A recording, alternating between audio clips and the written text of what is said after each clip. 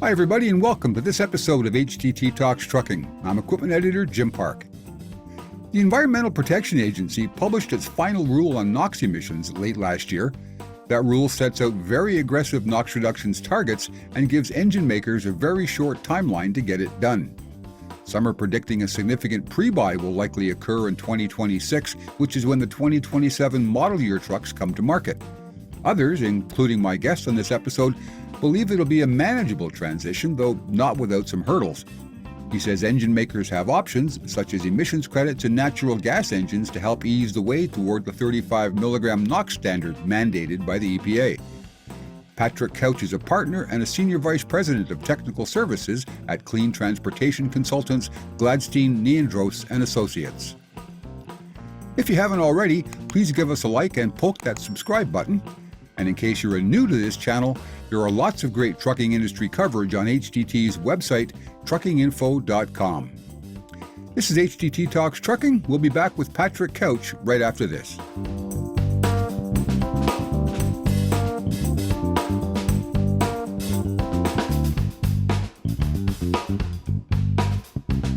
Hi, everybody, and welcome to this edition of HTT Talks Trucking. This is the second in our series on the new EPA low-NOx regulations that are coming our way in the next few years.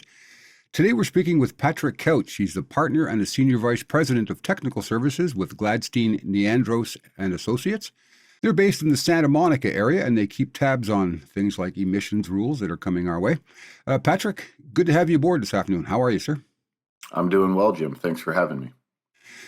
So before we dive into these rules and start getting specific about stuff that's in them, they were published late in December, the 20th, to be precise, just before Christmas, which is an old EPA trick. What are you hearing sort of generally from the industry, the environmental advocates, and maybe the public on this rule? Is it going over well?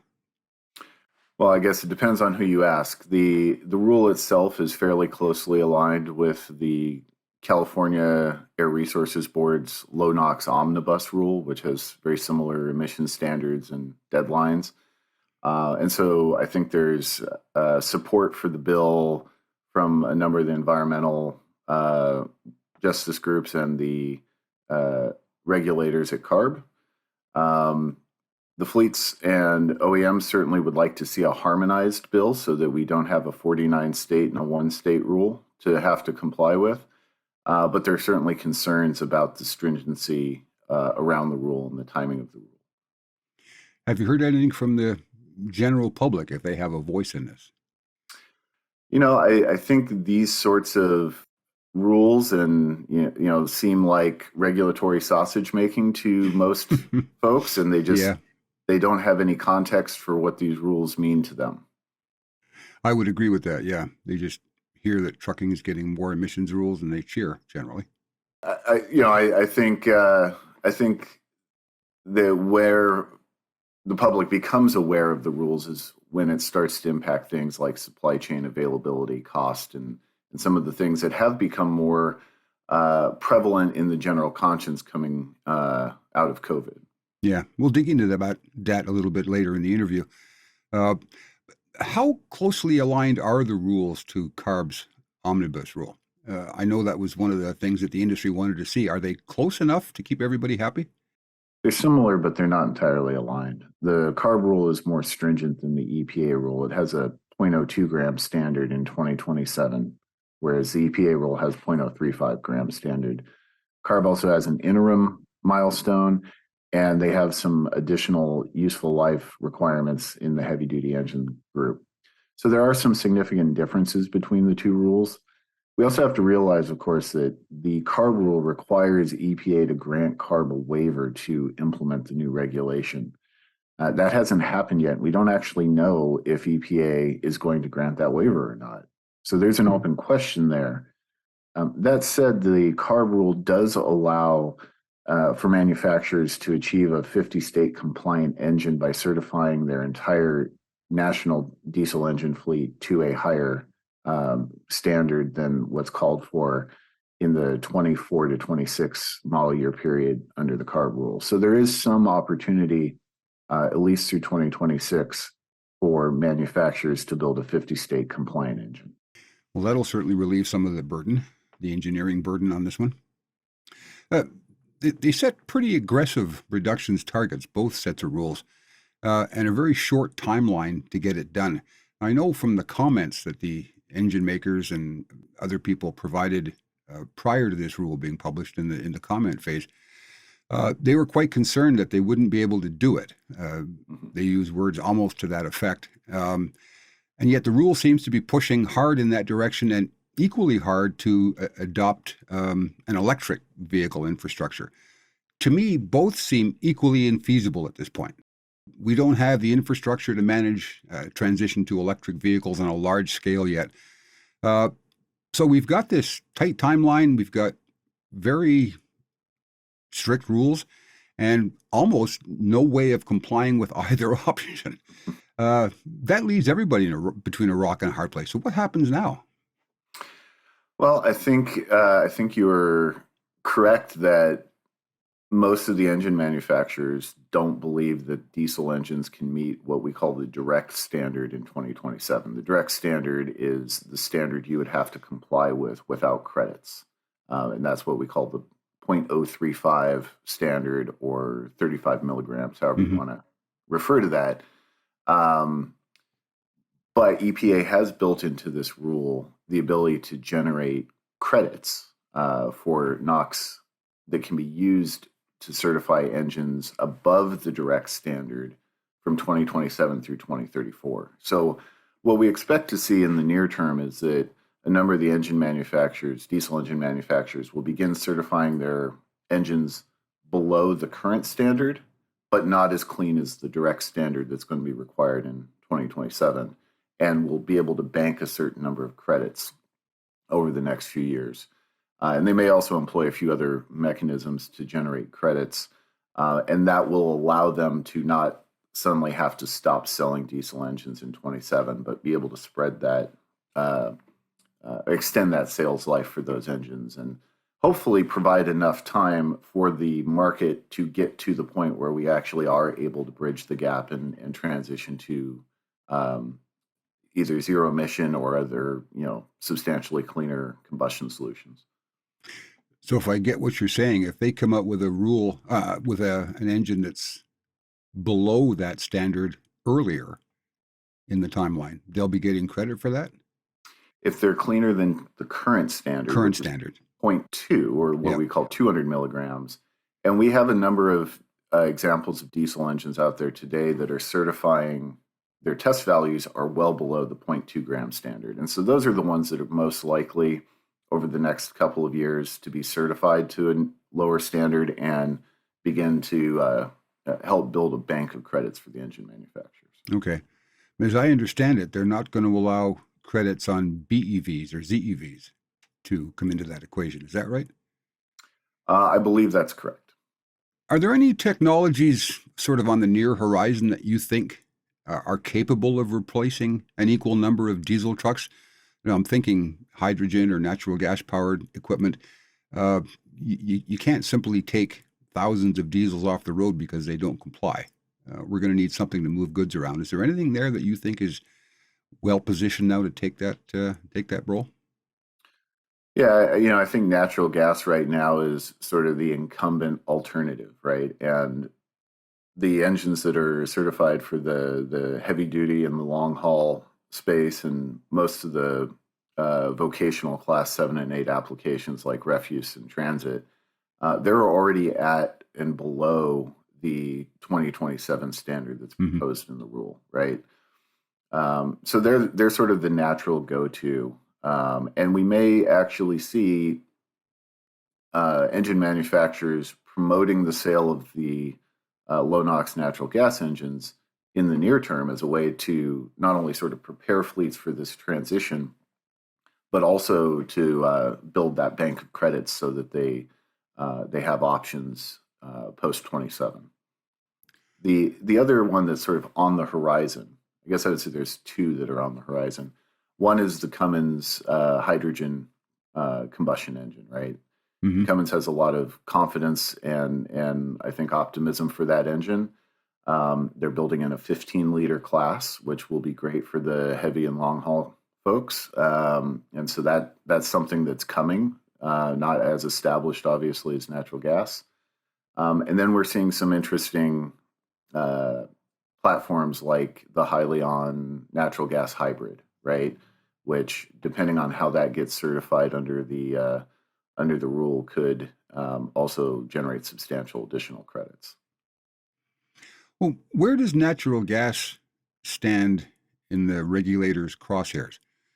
Hmm. Natural gas, in name at least, is still considered a fossil fuel, even though we have the renewable variety, which is quite different. Uh, is it going to stand the test of time? Is it going to be around in 10 years, or are the regulators going to see to that before we get there? It's a good question, and GNA has been working with medium and heavy duty fleets for 30 years, and a lot of that time was focused on natural gas. That was the alternative that was available to diesel in most commercial applications for a long time. And the industry's made tremendous progress in terms of building up RNG production from a variety of sources, not just landfills, but dairy digesters and Hmm. food waste digesters. So there's this growing supply of renewable natural gas, right as rules like the Advanced Clean uh, uh, Fleets rule are coming into effect or being proposed. And so I think what you're going to probably see is that we're going to have, even though we might have a 50-state diesel engine standard, we might end up having a bifurcation of states, some of which are on a purely ZEV path, and those will be our ZEV states, the ones that are adopting the California regs. But about two-thirds of the country are not ZEV states yet, Hmm. and they may decide that natural gas is a good near-term option that gets immediate emissions benefits, especially when paired with RNG, and that will be the mechanism that they use to make immediate gains. Well, what's your take on the supply of RNG around the country? I know it's high in California. It's Uh, very high in California. In fact, we're sort of running out of tailpipes to consume RNG in the nice state. problem to have. Um, and we're seeing additional in-state development. We're projecting a lot more volume to be online by 2024 in the state due to dairy digester project funding and some other efforts, Hmm. including rules that require landfill diversion to various digesters. So I think we're going to see increasing growth in the RNG space. There's a lot of concern out there or talk about the fact that there's not enough RNG feedstock to displace all fossil gas in pipelines. And that's likely true. Um, but I think the question is better asked: is there enough RNG to meaningfully supply uh, some of the applications that are difficult to electrify, like medium and heavy duty trucking, Hmm. right? And the answer to that's clearly yes. And so we shouldn't discount the role that RNG can play in some of these applications where, realistically, we're still at least a decade away from having sufficient electrical or hydrogen fueling infrastructure to support those operations. Hmm. If we went to a higher concentration of RNG devoted to trucking, would that require new supply lines and new infrastructure, or could the existing infrastructure handle just RNG as opposed to natural gas off the pipeline with RNG blended in? Yeah, I mean, most RNG today is transferred in what we would call a book and claim structure, right? You put gas into the system at one point, and you take an equal volume of gas out at another, and you account for the volume and take the credit for the fact that the volume Hmm. you extracted was the renewable gas that was injected elsewhere. It's the same model that's used when somebody in one state claims the renewable electricity production from wind turbines in another state, right? The important part is that the net balance into the system and taken out of the system matches, and that you are the only one making those claims on that renewable gas. And under that approach, renewable gas is a drop-in substitute for traditional pipeline gas, and it uses the same infrastructure to transmit and dispense the fuel. So it would be seamless for the consumer then. Correct. There's some paperwork on contracts Yeah. to manage to make sure that you're protecting that unique claim to the renewable attribute, but it doesn't require a new pipeline infrastructure or special dispensers or special engines or anything like that. Right. Okay. Well, speaking of special engines, uh, we're already hearing about fleets that are drawing up plans to get over this hump. We've talked about pre-buys and no-buys, and fleets keeping their trucks in service longer than they normally would, which of course will drive up their maintenance costs. Uh, it could also, I think, create a two-tiered system where you have financially strong fleets who can weather that period of time, and the ones that can't. Uh, that's going to have impacts downstream on the supply chain if the number of trucks starts to go down or they become more unreliable. What do you think that's going to do to what I would call an already rickety supply chain? Plagued with part shortages, rising costs, all that kind of stuff. I mean, it's certainly going to be a challenge. Any transition creates these sorts of challenges, and the folks that have the least capital available to them uh, usually have the hardest time navigating that transition. I don't know the answer in exactly how it's going to play out. My crystal ball doesn't tell me that, but um, I don't think any of us should be under the impression that these transitions are going to be smooth or easy. No, I don't think anybody's expecting it to be painless. It certainly wasn't back in 2007, and that I think was a fairly minor upgrade to what we're seeing with this particular change.